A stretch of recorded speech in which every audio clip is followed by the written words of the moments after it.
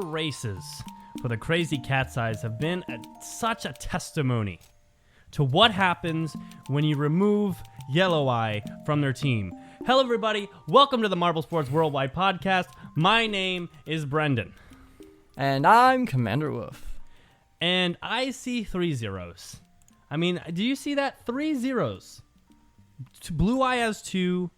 Red Eye has 1. Do they put him in for Greenstone? I mean, come on. You don't put him in for Greenstone. I mean, that's stupid. You're not playing to his strength. You should have put Blue Eye in for Greenstone. But 3 zeros, yeah. I mean, I think it's just so clear that it was such a dumb move. Yeah, it's a very bad decision. However, that plus the removal of Rapidly has made way for a new Savage Speeders era in Marbula 1. I mean, on the other hand, Swifty looks no worse than Yellow Eye, right? So, got to be very excited for him. But before we get into all that today, I'll just kind of talk about a couple of things I wanted to. Number one is I turned 21 this Monday, right? This past Monday. Nice. Congratulations. So, May 15th. So, happy birthday, I guess, to me. I'm very excited. Well, I'm not really very excited. I'm okay excited to be 21. It's like, I can drink now I without guilt, I guess. But otherwise, it's really the same. I'm just an adult. But it's nice to be getting older, I guess. Things are growing into adults, going out of college soon. So it's pretty cool. I brought this, I have this alcoholic beverage with me on the show, so I'm going to open it on the show. Because I can legally without any possible backlash in my future. I have this. What is this? This is an Angry Orchard hard cider. I do like these. These are pretty good. Like I like a lot of types of beer, but this one's like definitely a sweeter type because it's the apple flavor. But it is so good. It is really it taps into my sweet tooth, I guess. So I'm gonna go ahead and open it and celebrating my 21st birthday on the podcast. I mean, hey, I really guess that's a way to do it. That's really good. Of course, that being said, drink responsible, everybody. Drink responsibly. And I do a pretty good job about that, I'd say. But, enjoy everything in moderation. That's the way it goes. Anyway, the other thing that was really cool is like last week, the reason I didn't make it is that I had gone up to, I got on a trip with my family and we like went to a bunch of places, but one of the places we stopped at was the Creation Museum in, I think it's Cincinnati, or it's right outside Cincinnati, which of course is like, me being Christian, we believe in creation, not evolution. So it's a museum kind of dedicated to understanding kind of the deeper science behind that, like why we believe that. Why not evolution, like what, the differences. So I thought that was really fascinating to me and really helped my whole faith and stuff. As well as they had a full life-size remake of what the Ark, the Noah's Ark and the flood, what that would have looked like in real life. And it was a huge boat. It was crazy. So, oh, yeah, I've heard about that place. Yeah, it was really fascinating. And all the science behind how that actually could have worked and everything. So I thought it was really cool. Being in that Ark, that like remake of the Ark, was crazy to like imagine a worldwide flood and all that stuff. But I thought it was a really genuinely fascinating experience. Really cool museum for anyone who is interested in that stuff. You should definitely check it out. Saw a couple sessions from some of the scientists there, just talking about how they go about their research and everything, and so on and so forth. I know some people probably pull back immediately, being like, "Oh my God, Marble Guy doesn't believe in evolution. That's like obviously science." But like that's a discussion and argument for for another time, I guess. We have marbles to discuss, but I really did enjoy that trip. But that being said, it gives us 2 races to catch up on today. So we'll touch. We're gonna start. I think we should start briefly with Sakura Garden, but and then we'll go to Greenstone right after. But Waff, anything from you before we go to the news? No, there's nothing too exciting really going on in my life right now. I need to kind of get back into actually working on stuff. I have been admittedly a bit lazy recently, so I need to really get back into my productive, creative side of things. Got to audition more, got to work on my videos, all that stuff. Yeah, that's how it is. You get busy. But I hope you can make some time and get back into it. Huh? Yeah, I do too. Yeah. All right. Well, that being said, no reason to wait some more time. Let's go to the news, and when we come back, a lot of marbles.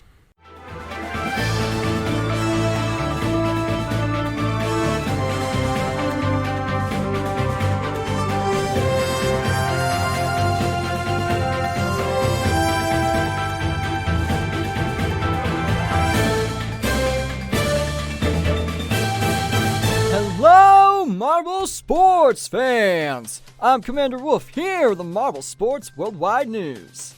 Back after 2 weeks, so let's jump in. First up, we have GP3 of Marbula 1 Season 4, Sakura Garden. This race was intense, as it had long straightaways, large banked turns, and a 360-degree turn leading into the very end. After some truly incredible racing, Royal from the Cobalts came in first, followed by Speedy from the Savage Speeders in second, and Misty from the Hazers in third. Next up, we have GP4, Greenstone. A classic track that has now been revamped and has a booster, resulting in some very fast races at the very end. It was quite the battle, but in the end, Swifty from the Savage Speeders came in first, followed by Rima from Team Primary in second, and Cloudy from the Hazers in third. We're almost at the halfway point, so stay tuned for more. Moving away from JMR, we have the Marble Rally Championship Season 1 GP2 once again at the Winter Mint Expressway, but this time with some different racers. After some intense races, Cross from the Midnight Crossers came in first, followed by Atlantic from the Seven Seas in second, and Ice from the Sub-Zeros in third. Next up is Event 10 of the Marble Sports Game Season 5, Dirt Dash, where the marbles run down a dirt-covered hill. By the end, Quickly from the Dodgers came in first, followed by Bumble from the Stingers in second, and Tigger from the Bronze Tigers in third. And finally, we end with a 32-team funnel tournament number 2. As the name implies, 32 teams would race down funnels in an endurance competition to see who would make it last. By the end, the Towering Toucans came in first, followed by the Knights of Night in second, and the Whitecaps in third. Well, that's all for the news. Thank you for listening. I'm Commander Wolf. You are the best fans in the world. Let's kick it on back with a podcast.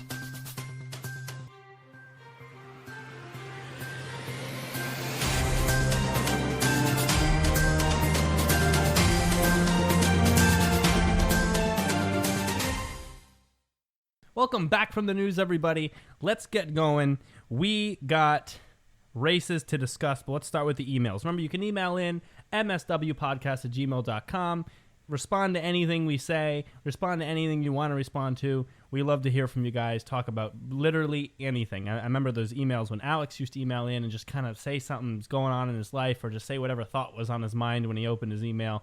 And that was truly wonderful for the show. So we encourage you to do it. We love hearing from you. It's really the best to interact with you guys like that on the show. So mswpodcast@gmail.com. We have two today. One from Kyogary Minty, who has emailed now and twice in a row, so that's awesome. And one from Jack. So let's get into it. So he writes in, Minty, aesthetic, graphics, conveyor belt, and more is the subject. So here we go. He goes, Dear S, and this is a long email, so we'll probably stop along the way, take a few train stops as we make the journey. So, Dear MSW, this is a very unintentional, very big email. Did you see that? Yeah, I did.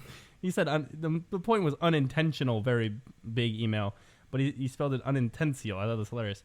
But moving on. The graphics are so much better than the last year. However, really? He's not talking about the intro, right? I think it means like the graphics of like that race itself, like the side graphics, the graphics for like the time, the laps and stuff. And I would agree, those are, I say, better than last season's. They're improving every year with that. I'll agree. However, I've been noticing that the graphics are much similar to F1.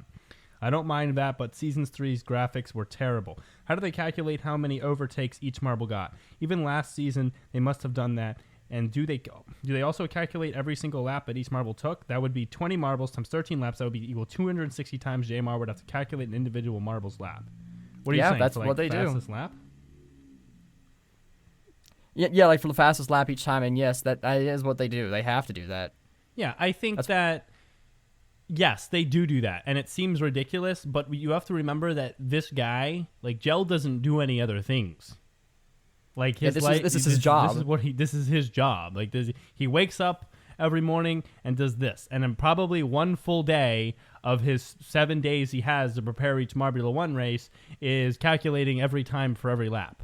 And I'm sure he's got a pretty good system down to do that. So he probably, I mean, I can imagine if I was doing that, take a few hours, I'd turn on some music and just go to the numbers. You know what I'm saying?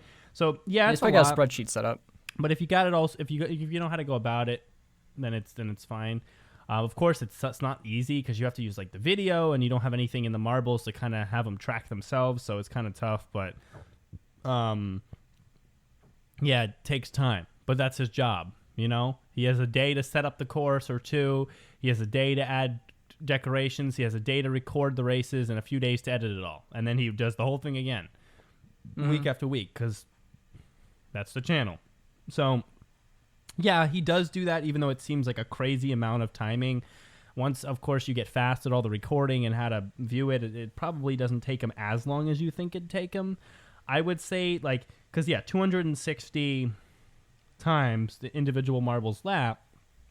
But let's imagine how we might go about it really fast, right? So let's say, okay, so you have a race. Maybe just take one marble from the race, right? I mean...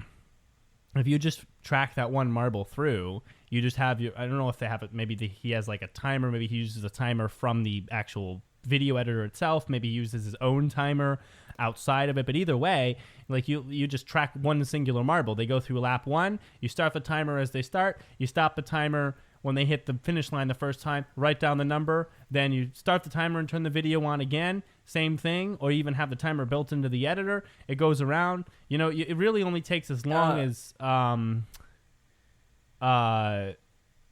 if you did one marble at a time like that, it would only take, let's see, a race is about how long? 10 minutes, right? Something like that, but it would like you're making it way more complicated. There's no way he does it with a stop. What he probably does is just like he has a camera at the finish line, he probably has a camera at the starting line. Well, he'd use the timer in at the editor. The number because right. So like what happens is like it crosses the starting line. So okay, at this timestamp it started going. Then you can just quickly scroll through the video until you get to see that marble passing the finish line. And then whenever he sees it just crossing the finish line, whatever that timestamp is, he then just does math and subtracts. You could speed through the actual lap part, so that's actually even faster. But even if he didn't, it still would be just like 10 minutes per marble about plus 20 marbles, which would be 200 minutes, right? And 200 minutes is not even 4 hours, right? No. Yes. So 200 minutes is not even 4 hours. And so if he's speeding up through the video to get to the end of each lap, I mean, you're talking definitely less than 3 hours to do every single marble, every single lap from the race. Add in the qualifiers, the whole thing takes about half a day if he's working hard. It's just tedious. It's just tedious. But like if you're used to doing it, like I said, you probably turn on something you like to listen to, turn on a podcast, turn on Minos Phylactos, OST, Marbula 1 Season 1. All of a sudden, you're done. And remember, it's a labor of love for him. All right, let's not forget this. True. Like, he wants to do this. There is nothing in marble sports saying, and nothing in YouTube content creating about this type of content that says, okay, in order to have a video that people will watch for marble sports, you have to make sure you know the time for every single marble each lap so that you can find the fastest lap. That's not a requirement. That is a choice. That is him planning the whole video out, planning his whole content out and saying, no, I want to know the fastest lap for that tiny little additional extra presence of feature, whatever, so that it's points as well. Yeah, so for the point, for the tiny little extra genuineness of it, the whole thing, I'm going to want to know the fastest lap, and I will sit there for hours and calculate it. So he's not hating it as he does it, because if he hated it as he does it, he'd be like, okay, we're not doing fastest lap anymore. We'll just do the rest of it. So he loves doing this, so I'm sure it's a joy for him, and it doesn't take as long as you think. But that being said, everything always takes longer than you think too, and the rest of the production certainly fills the week. I'm sure of it. So good thought. Let's continue with his email. I forgot. The aesthetic for all three tracks so far are amazing. The new grass, which I don't think many people have talked about, made a huge difference. I like the grass. If you look at last year's, the grass was way too bright and your eyes were too focused on that than the race, in my opinion. However, the now darker and more pleasant grass that does not look like JMR, a picture of their lawn and printed onto a took a picture of their lawn and printed it onto a piece of paper. Also, Season 3 looks aesthetically and with the graphics should have been put in Season 2 and Season 2 replaced with Season 3. I have no idea what the sentence is trying to say, so I'm going to keep going. The graphics should have been put in Season 2 and the Season 2... Waf's going to try. Thanks, Waf. So these also Season 3 looks aesthetically like with the same graphics the graphics and aesthetic from Season 3 should have been in Season 2, and then the graphics and aesthetic in Season 2 should have been in Season 3? Or what? Wow, boy, that's hard. I got nothing on that. It's hard to understand. Let me try it one more time. We're going to try one more time, and then we'll move on. Also, Season 3 looks aesthetically good. I think there's the an end of a graphics sentence. should have been put in Season 2 and Season 2 replaced with Season 3. I mean, I'm getting nowhere on that one. The main thing is the Kinect supports. I absolutely hated them last year. I'm glad that the support now looks more like Season 2 than Season 3. I'm going to let that one go. I'm going to let the audience who's listening interpret that how they want to. Moving on. The new conveyor belt is a great addition to M1. I have not noticed once when the conveyor impacted the race because the marble could not get on it quickly. I agree. It's great. It's been seamless. Season 1 GP3 was a big example of this. Yes, of course. However, I have used that way too much. I wish we could have a booster mechanism. Yep, obviously. And that's why I miss RML so much. Racing Marble League was genuinely a much better Marbula 1 experience than JMR. The only thing it lacked, the only few things it lacked was production quality because they were a smaller channel. Sure. And consistency. But everything else about RML was better. They had a booster instead of an elevator. The tracks were custom made, so they actually varied in the track type a lot more on the track. You saw a lot of different types of turns. You saw bank turns. You saw weird kind of splits with like slides down the middle. You saw raises in the track. You saw curves of many different degrees. You saw different platforms like that kind of 3D printed wood section where you're going over like a grating that has like if you're going over like a boardwalk with like hole and then board and then hole and then board. You know what I'm saying? Like you have all of that kind of stuff. You had some pretty steep banks. You had some sharp banks. You had a lot of different type of narrowness and like wideness of track. You had that giant highway that was 4 or 5 lanes. I mean, there was a lot more to love about RML, and the booster was a main thing. So that's why I really miss them. It's hard because of their production value and some of their lighting and the guy's graphics ability. It was still really good. It just wasn't, you didn't look at it and see the same thing as JMR as far as that production quality goes. They probably would have needed a few more years to get to that level. Mm-hmm. But they were just so primed to be the main source of good circuit racing, and then, they fell away. But unfortunate. But I don't know, that is true. But so RML, while they're recording, and even now, still if I'm not mistaken, they are still selling the tracks, right? Like they still sell custom track pieces, correct? Because if they do, then that means JMR can go buy them and add them to their races to make them even more distinct and interesting. Yeah, I don't know. They should, but JMR doesn't even know about them, and you can't even contact them to do that. Racing Marble League had tried to contact them a lot, and they just wouldn't respond to him or didn't notice him. And so I mean, you can make Reddit posts and stuff. Like they do. They seem to read, or at least one of them, JMRC or JMR always reads every post. It seems like Minos reads every Reddit post. Well, I mean, he's also not active in the Reddit. He was never really making strides to kind of connect there. I suppose, but that's when someone else could do that. If the shop is still open, hey, post a link. Here's some really cool track pieces that they could incorporate into JMR races. Yeah, I wish. Actually, maybe I'll actually contact him about that because, you know what? I might. Oh no, Stintha is not really involved like that anymore. I wish. Maybe I'll make a Reddit post or tell Stintha to make a Reddit post. Because at this point, since he's given up, but he's trying to. I'll talk to him. I'll reach out to him. Maybe I don't know. I don't know what I'll do. I'll think about something because I think it would be good. I think it would be good to see if we can get them in there because the features that they add are so interesting, and they do expand the kind of ability to the variety of the track is what I'm trying to say. Is you got like even a change in narrowness, a change in bank, a change in degree of turn, a change in wide, like that makes a big difference. We saw that the sand rally tracks in the past season, when they made it a little bit wider or a lot bit wider for even just like 1 second of racing, it made a massive difference on the race. A lot of passing, a lot of movement, a lot of different adaptations Marbula had to make to racing just from like the 1 or 2 seconds the track just got twice as wide. You can imagine on a lap to lap to lap race how different it would be. Yeah, I'm still looking at his Etsy page is still there. He does still sell track pieces. They look like they're wood. I don't know. Like, did he paint the track pieces for the videos or something? Because like they don't look like they're the same material or whatever. Who? RML guy? RML? Like, did he? Like, some did of he his paint are them? wood, so they're light, and some of them are the light color, and some of them are I plastic, so they're see. the gray color. I see. And I think he likes the laser cut wood more, but he's doing both, I think. Okay. Anyway, I stopped at that one sentence. No, but seriously, the reason why a booster is better is, number one, it allows the flow of the race to continue, especially in tracks like Pallet Park and Minimania. I agree. I remember talking about the booster in this way. The flow of the race continues. Yeah, boost the marbles up. They're just gaining momentum plus what they already had, so they're only relative to themselves still exactly the same speed, basically, in a manner of speaking. Number two, marbles won't lose positions or would be side by side with a marble who crossed the line 2 seconds after. Exactly. This is like day one argument when we talked about the booster. These are exactly right.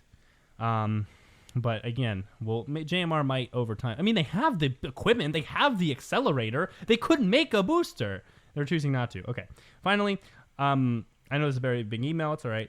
There is one thing that I have done that JMR has not. In my tournament, he talks about his tournament. In my tournament, there are 10 races, but only 5 GPs. It was my friend's idea to basically copy the M1 schedule. Anyway, the reason is so that each individual marble races the same number and exact GP. This is crucial in the individual standings when marbles are annoyed that they don't race in the same GP. Yeah, because the marbles get annoyed, right? However, people would get annoyed with the same track twice, which is why one of my races in the dark and the other in the sun. From GMR's owner, Kilgore Minty. Thank you for the email. That's an interesting one. What do you think about that, Wolf? I do find that that's an interesting idea, like racing at the same GP twice. So basically, each you have, chance you to have race 10 it. races, but you only have 5 separate GPs, and he just changes basically the scene of each race so that every marble can race in the same GP. It does help reduce some production time, like especially if it's like it would mean you only have to make 2 tracks, and you can film both races back to back. Yes, I'm trying to think if I like that better. I think that I don't think it's necessary. One of the biggest things we talk about with the duos of marbles that are on each team is the choices a coach has to make and should make and needs to make to choose the right marble with the right skills for each track. Right? Because every marble has different skills. If you have an option, don't put red eye on Greenstone. You saw it, look, and you can see it, and it's so evident. It's not even hard to see. I see it without much looking. You put red eye in GP2, he gets 20th in qualifying and rises to 3rd by the end of the race.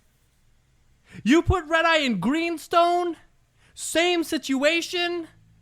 I mean, he degrades. He goes downhill. I mean, it's not. You have to see where marbles can perform. Right, exactly. Red Eye is not made for a course like Greenstone as fast as he is, as good as he is. I mean, Greenstone just takes all the speed and just throws it about. It basically reduces him to the level of the Indigo Stars, a hateable team. What? I don't like the Indigo Stars. Never mind. I think you're one of the only people who hate them. Whatever. But you know what? You see my point? You have to be smart about that. And he made a big deal about removing Yellow Eye and putting Blue Eye in. Well, then why wouldn't you put him on that course? I mean, he already has 2 zeros. I mean, put him on a course you know Red Eye's not good enough for. I think that... Well, didn't Blue Eye already go twice in a row? Or am I mistaken? I don't. No, he didn't. He didn't because Red Eye got raced in race 2. So You're right. he didn't, and he should have. He should have gone in race 4, and this is just a lack of understanding from the coach's side. So I think that 10 different GPs, I think it's good because then you can work to Marble strength. Any good coach and any good team is going to be like, okay, let's put Red Eye or Marbles like Red Eye in races that have a lot of straights and a lot of chances for speed, because even if he qualifies bad, he's going to get himself up there. He's going to pass Marbles, right? Yeah. And then you put someone like Blue Eye, if you have to bring a Marble like that on your team, you put someone like Blue Eye in a course that doesn't even make sense. I love Greenstone, actually, but it just is very windy. You know, it's almost not really based on the Marble speed at all because there's so much agility involved, so much change of direction. And like you said, Waff, Blue Eye is an elemental racer, as the term you like to use. And that kind of racing requires a lot of agility, a lot of being aware of different levels on the ground, different gradients, different topographies, a lot of turning, moving, getting around obstacles. I mean, it makes sense. Put him in Greenstone. This is like, from our perspective, for me and Waff to be able to see that, and for the coach and JMR to not be able to see that after going out of their way to make the change is very silly to me. That's true. I don't know what's going on with I think it's White Eye, the coach. They are making so many bad plays. Yeah, but anyway, that is my point. I don't understand. I will never understand. I'll never understand. I'll never understand the Blue Eye thing. It's a mystery, man. It's so massively silly to me. Anyway, we have an email from Jack Aronian, and then we'll get into the races here. So he says, all right, so with the Savage Speeders coming in with 4 straight top 2 qualifying positions, it seems they are starting off on a good season. Oh, maybe they are. Maybe they're on a good season. Mm-hmm. Yeah, maybe a little bit. As they do top the standings, written after P4. Yeah, okay. Just ahead of the also dominant Cobalts. I know, I like the Cobalts this season. The Savage Speeders are known for being a consistently exceptional team. However, with the Cobalts and them switching spots, the question is, will we finally have another team and a racer? I'm looking at you, Royal, besides CCE, as they are not doing so hot so far, that is able to uproot the Speeder dynasty, or will Royal and the Cobalts be unable to top Speedy and the Speeder's top-tier performance? Okay. Basically, what he's saying is, are the Cat's Eyes out of it here? Are the Speeder's going to stay on top, or is the Cobalt's going to make their jump for it? I don't think the Cobalts are outdoing the Speeders this year. I think it's that, like, I can almost guarantee you that. As a team, no. Definitely not. I mean, I have them as my times 3, admittedly, so I kind of want them to. But like Swifty is like, after seeing race 4, it seems pretty clear. Because we're almost at the halfway point, because there's only 10 races this year. Right. It seems pretty clear that those Savage Speeders are on their A game, and both of these racers are doing phenomenal. That's just a recipe for success. Yeah, I mean, you're talking about 2 Marbles that are performing like Season 3 Cat's Eyes. Or was it Season 2? Yeah. No, Season 3 Cat's Eyes, where it was... No, Season 2 Cat's Eyes, which it was 1st and 3rd in the individual standings for the 2 of them. Like, they're performing that good right now. Yeah. Both of them. And Swifty is not yet raced in Marbula 1 until this season. I mean, Indeed. You're not going to top that. And listen, I like Royal. I think Royal is a very good racer, so I'm very excited to see him. Even contender Cloudy, for top, I talk about Cloudy. I remember when I live reacted earlier today. Cloudy's a great racer. He held his own in the top 3 in that race very well. But, I mean, the Speeders are a 1-2 punch right now. And if you take Yellow Eye out of the equation, like, and here's the thing. Red Eye, in his best season, had 0 points in one race. This is true. If you look at his winning season, he had 0 points in one race. And so it's fine. But his 0 points in Greenstone is a big problem now because his teammate has never scored a point. Has never once in the entire lifetime ever scored a point in Marbula 1. How do you get 2 zeros in a row as a rookie right off? You can't even do better than Fenrir? I mean, Fenrir's literally not even a marble. But I think it's going to be far now, Brendan. Sorry, Waff. But you know what I'm saying. Like, I know come I on, get Blue you. Eye. When we're in Marbula League, we look at Blue Eye and we're like, oh my God, Blue Eye is gonna cook. Blue Eye's a good Marble League performer. He's good. He's looked up to. He's chosen. This is terrible. And it's tanking the whole Crazy Cat's Eyes organization. It's so stupid. And I mean, I know. He just got off of Rapidly, and now it's just gonna be Blue Eye over and over. But for every 0 he gets, that's another episode I'm gonna yell about him. For every time he goes out there and puts up 0 points, you know how many 0 points is? 0 points is no points. It's absolutely no points. It's not even 1 point. And it's twice in a row. It's gonna be 3 times in a row. And so Red Eye 0 looks glaringly difficult, because there's no help from the other side of the team. Yeah. Speeders are going to win this year. Speeders are going to win this year, predicting it now. Absolutely going to be an easy win. Who else is going to win? Who? Cobalts can challenge it, I'd say. You really think Cobalts together as a team, as a duo, cannot do the Speeders right now? It's close. I think the Speeders are in the lead and are ahead. Who's the other now, one? obviously. Cerulean, right? Cerulean was one who raced today. Cerulean didn't do too hot, but they didn't do terrible. Cerulean's not a good racer. Cerulean's a mid. Right, but Royal is really good, and I think that'll make up for that gap. It's not the Speeder situation. Both really good. Guess which marbles, just like this email, are both really good. Name them. Just name them for me, Waff. I don't know. And Speedy. I don't know. You have to name them for me. I like looking at Waff's face in moments like this. I'm just saying. Savage Speeders are by no means going to lose this season. By no means even going to do worse than first place. They're going to win this season. I mean, there's no other challenging team. I mean, the only team I think has a chance of winning this year over the Speeders is the Hazers. That's it. The Orange Rangers are terrible this year. The Cat's Eyes have purposely, for some reason, tanked their own season. The Cobalts are good, but I don't think they're good enough to win. I mean, who else, right? I mean, it's not going to be the Balls of Chaos.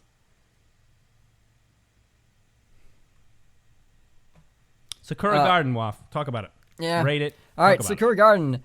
Aesthetically, I like the cherry blossom trees. I would kind of like there to be more personally than just 2, but aesthetically, he's nice. He's very nice. No. And I guess moving away from the aesthetics, race was pretty good. Royal was doing an absolutely phenomenal time. And I'm trying to remember who is it that was really challenging them at the top. It's been a week since I saw this one. I don't remember. If I skip ahead here, I mean, it was a Speedy and Royal race. I guess while we do that, I remember the Royal track won design, this race, right? And then it was Speedy. Yeah, it was right. It was Royal and Speedy. Like that was quite the fight. Like this this track design, I love it. The straightaways and that big old bank turn, and actually it's a 360. Is that a 360? That's a 360-degree turn. Like I expected a lot more marbles to kind of smack into it, but no, they took that turn super smoothly most of the time, and so it led to some really great racing. Very kinetic, very fast, very energetic. It's great. Yeah. I liked the atmosphere. I liked the I don't know what you call those types of trees. Sakura trees. Cherry blossoms. Sorry, it's cherry blossoms. Yeah. Oh, okay, yeah. Sakura trees. Sakura is how you would say it in Japanese, but when you translate it, it'd be called cherry blossoms.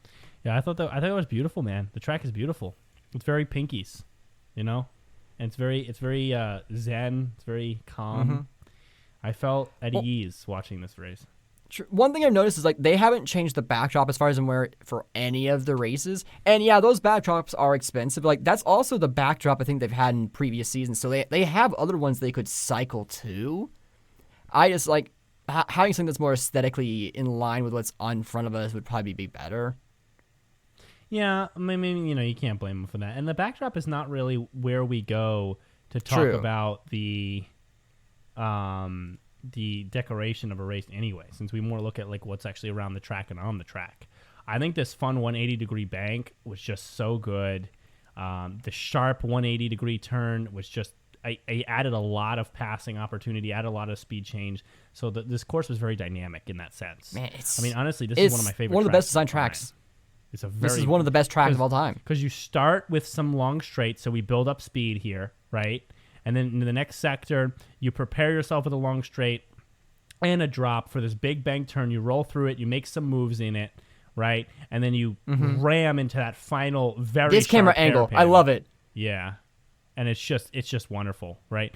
So, and I like the little kind of chicane right before the finish line because it allows for a final movement. You have to hit that final movement well in order to keep a good standing going into the elevator. So they kind of played with the elevator nice there because if you're not going to use a booster, you don't want to have a straight run into the elevator. Why? Because then you're just taking the reward that should be given to marbles who come into the elevator off a straight run really fast, and you're just you're stopping their speed completely. They just sit there in the elevator. But if you have a little movement or a chicane or something like they have in this course, you kind of reward marbles who at least get to the elevator quickly through a tough turn and get there controlled, right? So I think that was really good.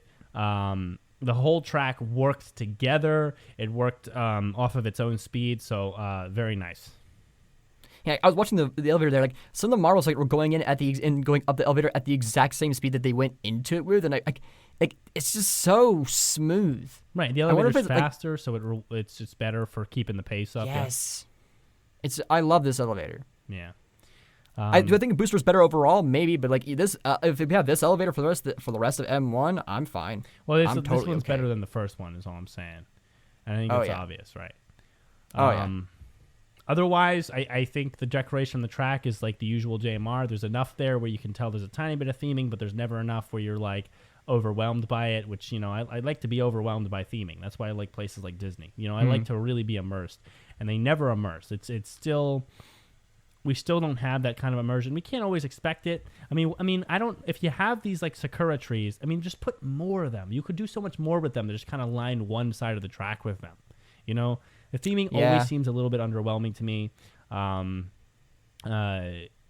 you could add them to track features. Like, why not have if you have these trees, then put them over the track so they make a real tree tunnel, or sprinkle some of the petals somewhere on a part of the track, so it feels have a weaving section that goes between the trees. Yeah, and I just don't get it because it's so simple. It's not a hard thing to do. Let's say I set up this whole track and it takes me days. And then I you know how long it's going to take me after all that time to sprinkle some petals on a section of the track? You know how long that's going to take by seconds? Maybe, well, I guess it depends. Did they buy these trees pre-made, or did they buy these trees pre-made, or did they have to hand make these trees? That's a big factor. I don't know, but you know what my point is? Something along those lines to just immerse the track in the same theming. Because imagine if you built a track in a garden. All right, some of the nature of the garden, this is just in life. Some of the nature, some of the movement of the garden is going to get on the track. Some leaves are going to fall, some sticks are going to be around, And if you just kind of sprinkle that in the track, it'd feel immersive, And when you think Sakura Garden, you think of Marble's got to watch out for those petals on the hairpin, and that's cool. Man, Brendan, I tell you a great idea. What if they actually filmed a race in a flower garden, outside? Yeah, well, that would be really cool. Putting the track in a nice strategic way to where it still has great momentum, but you probably have to do a bit of work to make the slopes and the height changes necessary, but having them weaving in between actual flowers, right? Exactly. And that's I think, and if you're not going to do that, simulate that as best you can in your setups. I literally don't have any care for the background image. If that might be expensive and take a long time to make, well, instead take that away and put the money into sprinkling the track with things. Get some trees over the track. Do things that make the marbles feel immersed in the theming, not us. Because we'll be more immersed if the marbles are. Okay? It's very true. I rate this track, though, a 9 out of 10. I absolutely love it. I think the actual track, the movement itself, the actual track is great. Good for racing. I love to see Misty do well in this race. So and Royal and Speedy, this was just a great one to watch. But yeah, well, absolutely. 9 out of 10 for me too. Absolutely. It's such a great track. It has just that tiny bit of room for improvement in terms of aesthetic. But I guess by JMR standards of track, this is technically, I think, the best track. So that probably would technically make it a 10 out of 10 almost. Yeah. Well, I never want to give anything a 10 out of 10 until I'm blown away. I suppose. One thing I will say, other big standouts, the Pinkies have been doing so great this season. Greg said, I feel like this is one of those lines that Greg was given to say and didn't come up with himself. Because at the end of the race, the Pinky is maybe they're trying to can avoid the host curse next time, and it's they got 5th. What are you talking about, Greg? The Pinkies got 5th at their home course. That's not bad. Yeah. Well, what did he say? Like I think at the end of the video, he's like so he said like they are like affected by the host curse. Maybe they can do better the next time they're here. I think is what he said. He doesn't know do they really tell him to say that? I mean, like, I can't imagine he would have come up with that on his own, considering the fact that like it's pretty blatant that they did well. Like, even if they went down in places based on where they started, it's not by a big margin. So I wouldn't call it host curse. I obviously wouldn't either. I think it's all nonsense. But I mean, if that's what he's told to say, he has to say it, I guess. I feel like Greg's got to be smarter than that, right? Yeah, he definitely is. Like, but this is definitely one of those things where I think like it's like Dion or something. It's like, oh yeah, the host curse. The fans love that. Let's mention that or something. Oh, I could see Dion doing that. That feels like a Dion type of thing. The camera issues that were being mentioned in the chat was like if maybe like the sunlight and like recording the sunlight would make it hard to get the camera to focus, especially if there's like maybe a bunch of flowers nearby. Maybe the camera might have trouble focusing on the marbles versus the objects around it, I guess. Maybe that's why they don't over-theme it, but I wish they tried. But they do that for Sand Rally. They're outside for Sand Rally, and they have no problem. They have no problem putting a stick right in the center of the course to stop Super Bowl. I mean, I think it's because like it pretty well. All of the sand is like roughly one continuous color, so the camera is able to focus on the variety of colors in front of it more, I think. I guess that's fair. I want to point out one thing in Sakura Garden. Now, the big feature here was the hairpin, this big banked hairpin. Of course, the sharp hairpin was also a feature, but I think this banked hairpin was very important. I want to show you a good thing, a good move by Speedy. This is in lap 12, right? And at this point, marbles have adapted to this course. They should have known already by practicing. But you see Speedy come, he's behind Royal here, and he comes out of this hairpin in front of Royal. Now, there's a specific reason that he's able to make that move, right? He's a specific strategic entering to the hairpin that allows him to make that move. And I want you to see this. Now, first, we're going to see a few things here. So, number one, marbles drop into this hairpin. Let's see how all marbles have to take to this hairpin, or at least most of the time how it's going to look. Watch both of these marbles. They enter the hairpin. They go up on the sides here once, and of course, because of gravity, the sides throw them back down towards the it's not really the center of the hairpin, it's kind of the lower end, the lower rail of the hairpin, because if you roll up the sides, you're going to fall back down and you're going to be shot right towards that lower rail. So both marbles go up here. You see here on the video, if I'm on the chrome here, both marbles are on that top side of the hairpin because they can roll up it because it's bank, and it shoves them right down. I think this is called a bank turn, not a hairpin's more sharp, I think. Bank turn, but I call it a banked hairpin because it's a full 180 degrees. I guess so. All right, but anyway, bank turn, whatever. So the point is that the marbles have to be thrown down. Now because of the 180 degrees nature of the hairpin, it's a long turn. There's two times this happens. So then they go up on the wall over here towards the later part of the turn, and again they're thrown back down towards the center rail. And see, they almost touch the rail as they leave. So that's about twice that happens. And if in per turn, every marble will hit the upper vertical section of this bank turn twice and be thrown towards the middle, just because that's the movement. They can't go too far up on the wall and stay there because of gravity. And of course, as they roll straight through the inner line, they're going to go back up towards the wall again. So they hit it about twice. So what Speedy did here on Royal, which is fascinating and it's smart, is you see the entrance here, and if you look at the chrome here again, they drop down. Speedy's on the outside here, and Royal's on the inside. So I think Speedy's line generally, like no matter what's going on in the race, is the smarter line. But in this particular situation, it was definitely the smarter line.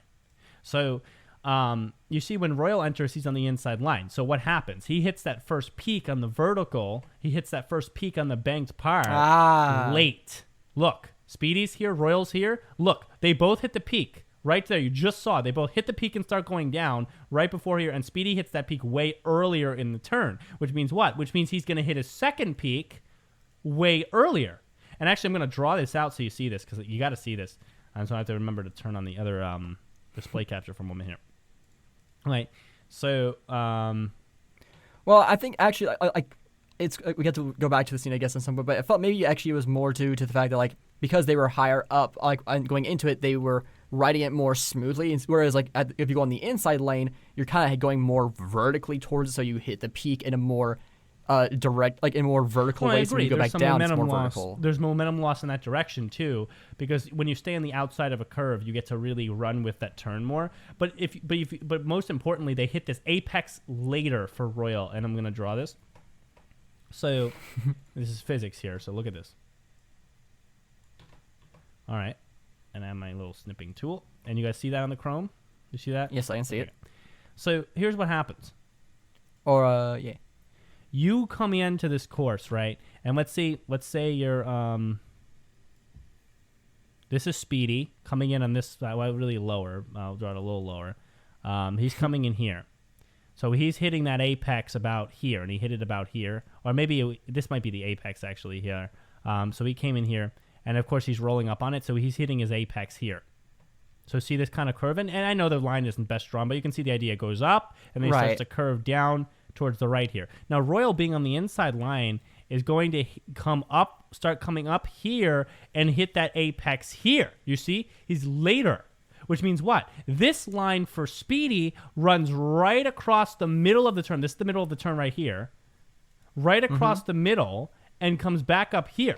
And where's Royal? Royal, because he's late, comes right across in here and comes back up about here. And you'll see that generally. Now, because of this, right, who gets a better line out? Okay? And you'll see this. Speedy, why? Because he comes up here, and what does the course do? Gravity throws him back towards the middle, which means he gets a really tight line starting here. Royal is out here and back in not till about here. And you'll see that. Right? I'll keep the snipping tool up, and you'll watch the line. Look, Royal comes down. He's now more inside than Speedy.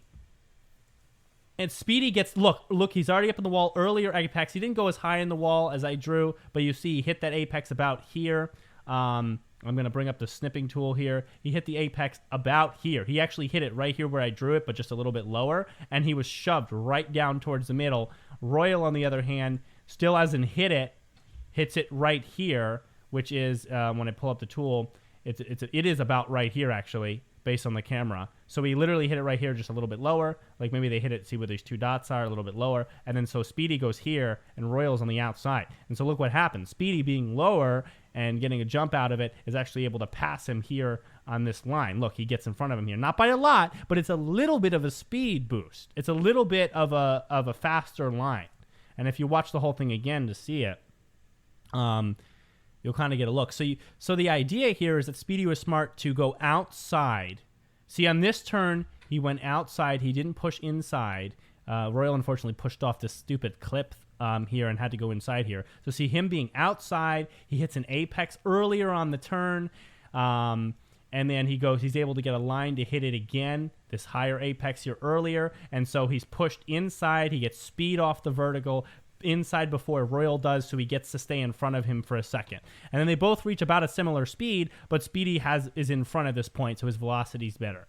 And then he got an unlucky pinch. That was a really smart pinch by Royal off the hairpin, and it kind of switched around. But you see around the hairpin how it's really smart to get up on the side as early as possible so you can get your second apex early and push out, because you're faster not when you're going vertical, but when you're straight on the track, so you get to push out into that earlier. So very smart racing overall, I think, from Speedy there.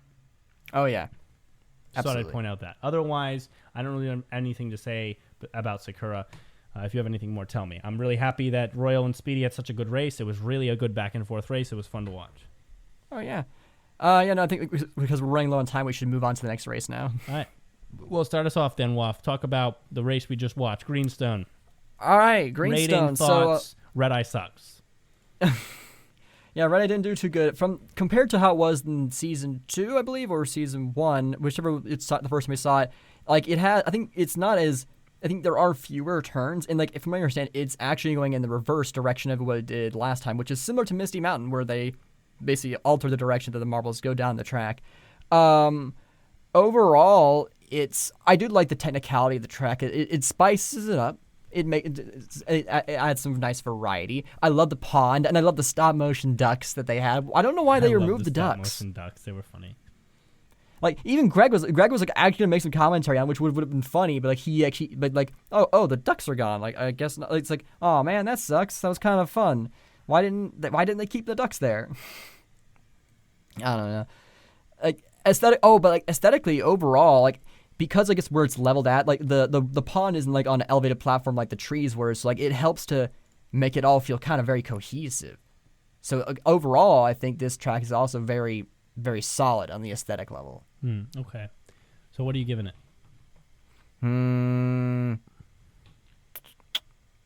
8 out of 10, because the racing itself was it was still a bit slow in points, which I get, again, that's gonna happen with technical tracks, but like I feel like it was a bit too slow at times, especially going into the booster. Yeah, this is Greenstone's an interesting one because I like the idea of it. I like a course that is very specifically, obviously, with intention slow. So many turns, it's almost saturated. So many tough movements, it's almost too slow. But for a reason, because the test of this course has nothing to do with speed, it has to do with agility, which is why Red Eye didn't win. Why did Red Eye not win? Why did he not do good? Because it has nothing to do with speed here. And yeah, Red Eye's good at other skills, but speed is definitely something that carries him in racing, right? So this was such a terrible choice to put Red Eye in this race. So like you see how slow marbles are moving. You can almost see each like point on a marble as it turns for some of the turns. So I like it in that sense. I think that they could orient the turns a little better so that there's a lot more passing or different types of movement. Otherwise, I think a lot of the turns are nice. I think you had to really be smart just to edge out a little extra speed, even though it was still kind of slow through some turn sections, and it made for a very intelligently difficult race. Yeah, I think that the turn out of the booster should also been a bit banked instead of like that flat wall to really carry the momentum better. Yeah, not like last race, like level no, bank, yeah, that but just been banked nice. enough. Yeah, a little bit of bank, just like a 90-degree bank would have been nice. Because like RML. Right here, yeah, and that's why RML is better. But they're gone now, so unfortunately we can't enjoy them anymore.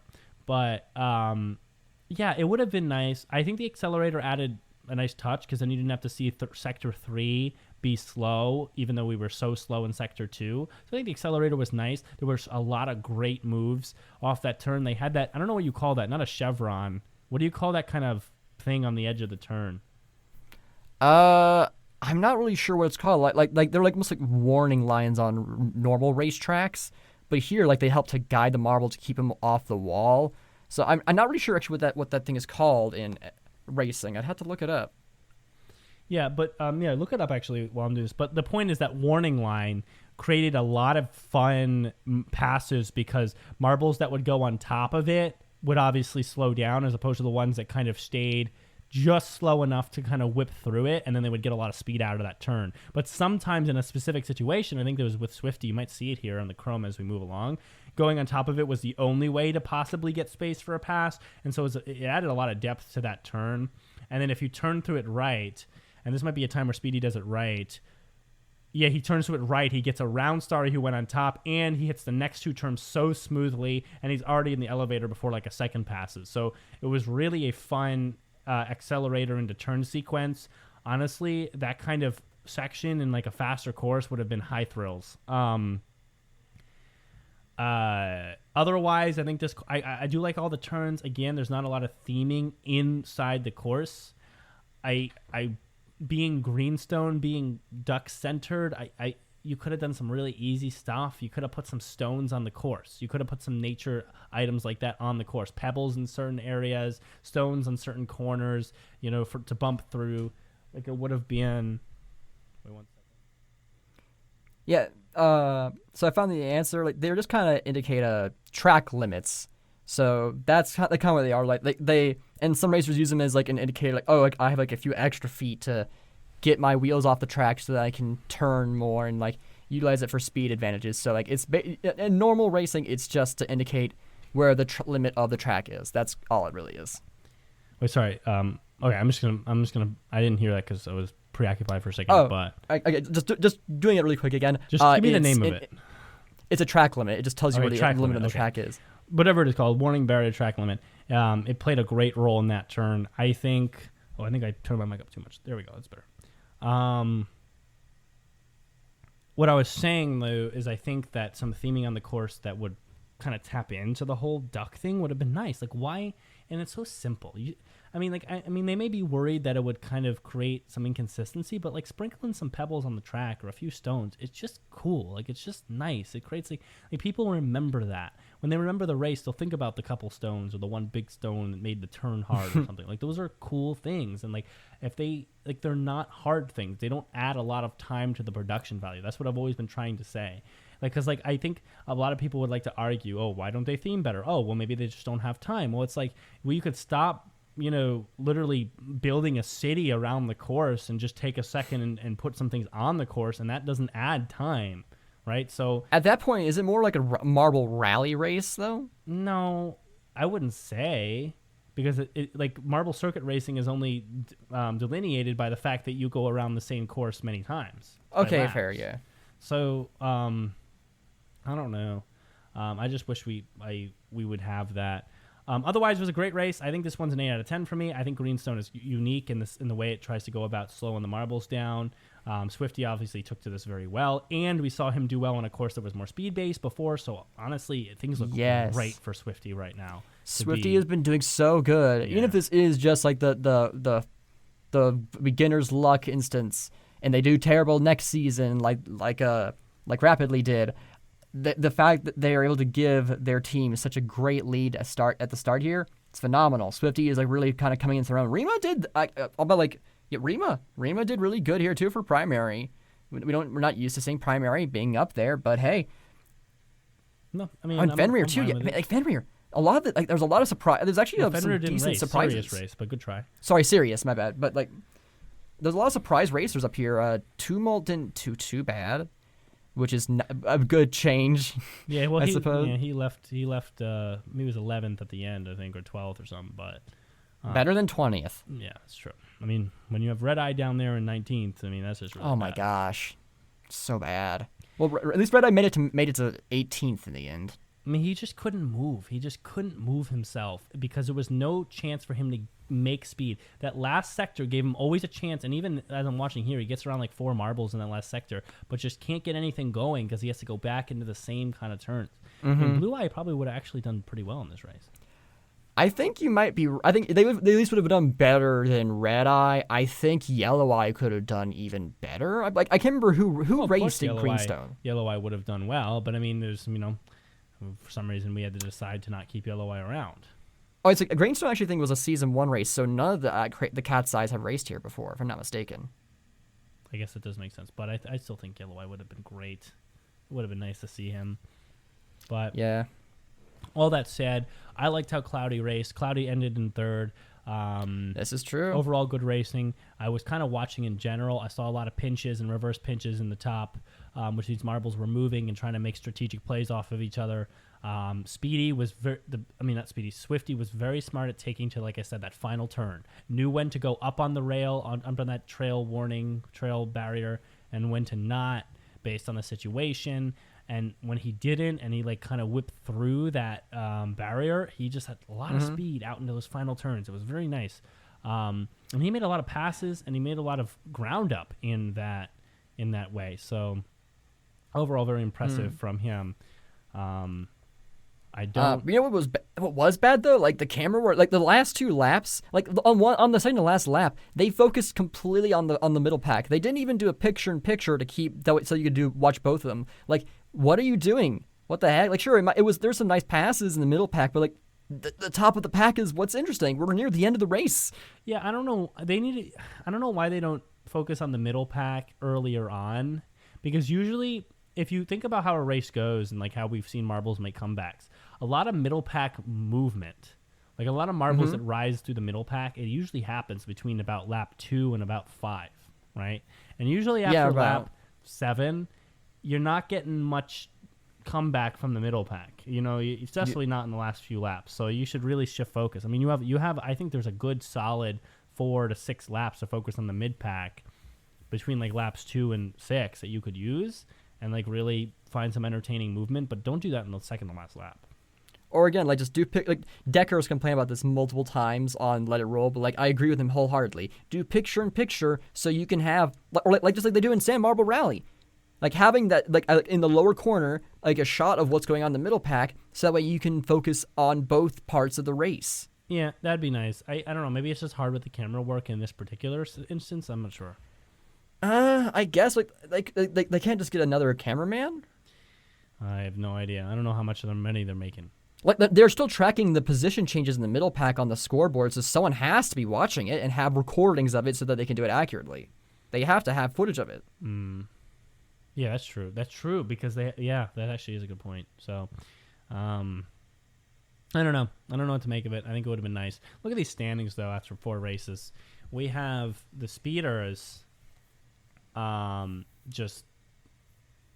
mean, those are some big numbers. Double digits right across all 4 races. No problems yet. No other team has double digits, even the ones who have 2 first place, like the Cobalts. No double digits for them.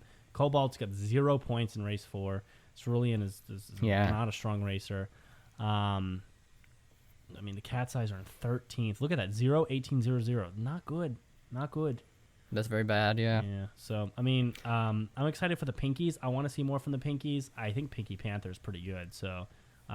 Team Plasma's been probably the biggest dark horse, I'd say. Oh yeah. But you got Ecto out there. I mean, Ecto looks like a pretty strong. And Fiora, both Fiora and Ecto have actually been doing pretty solid. Yeah, but Ecto had a podium in race 2. True. Yeah. I mean, otherwise these standings just like a lot of these teams. It's hard. I mean, it's a speeder season. Like you look at these standings, and I said this earlier in this episode. If it's not the speeders, it'll be the hazers. Otherwise, you got nobody. You're not going to get a win from the Cobalts. I don't think Team Plasma is going to win this season. I can almost say definitely not, even though a top 5 is probable.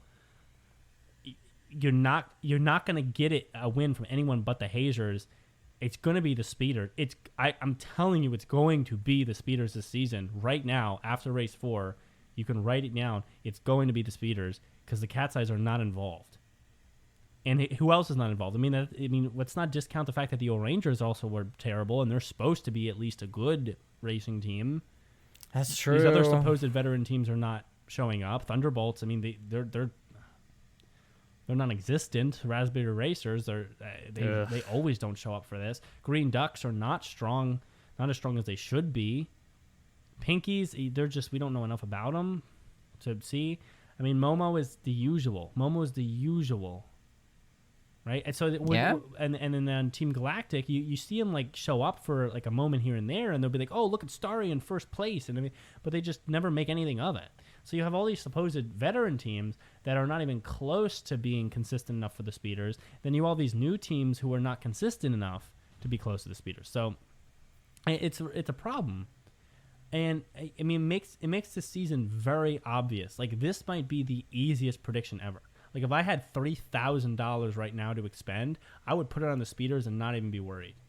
Really? Like I mean, like it's an obvious answer, right? It's a very very obvious win for the speeders. Like I would be. Like I would if anyone hears this episode and wants to throw $100 down, I would definitely put $100 right now down on the speeders and give you the money if they lost. Like they're going to win this season. You tell me, whoever's listening, it's going to happen. There's no other team who has the ability to stay in that consistent lane. So,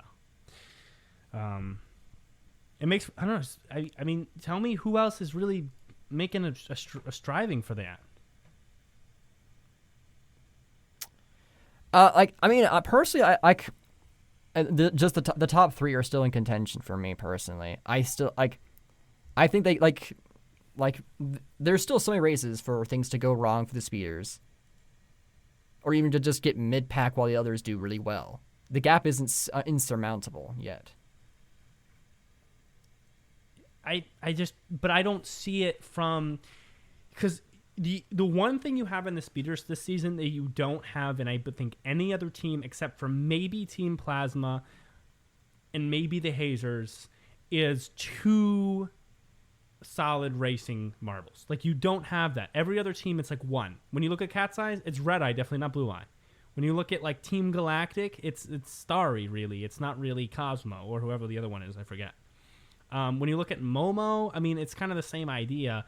Cobalt's, it's definitely Royal first, not Cerulean.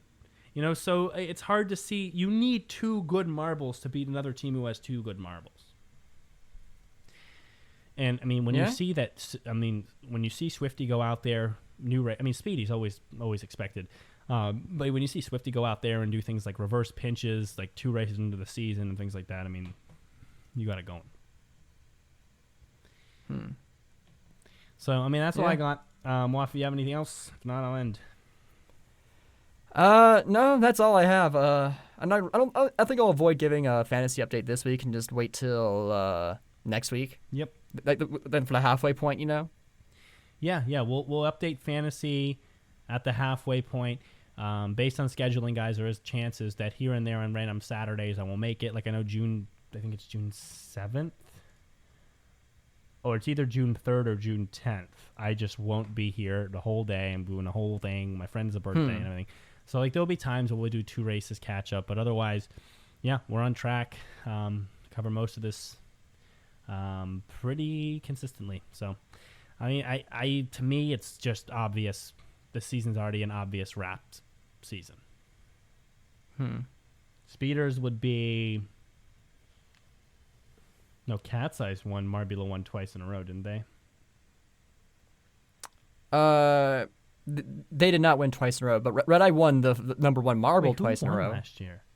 It was Rangers. Oh, okay, yeah. Who won the first Marbula one? Speeders, right? So Speeders, Cat's Eyes, are Rangers.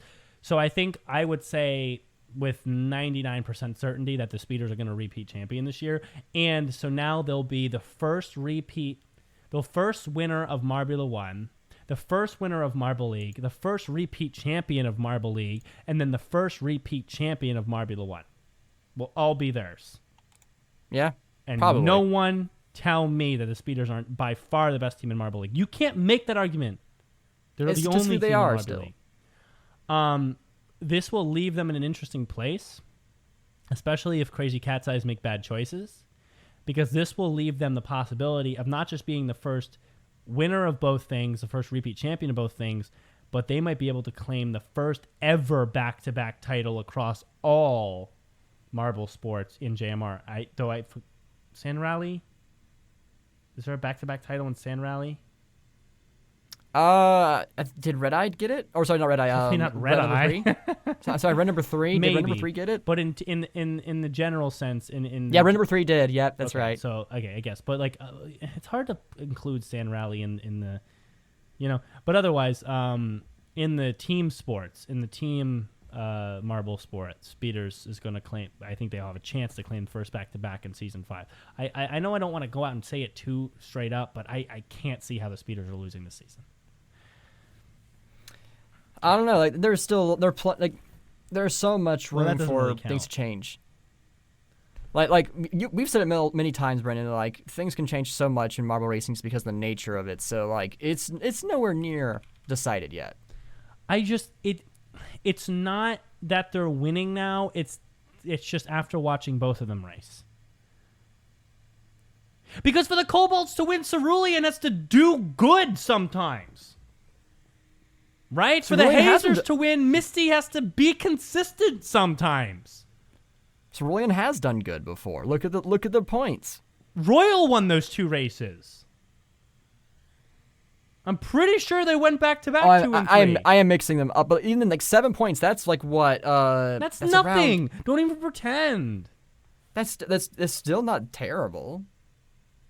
But we're talking about first place here, Waff. Team Plasma, for them to win, both of them as rookies have to consistently both do well for the rest of the season. I don't see it.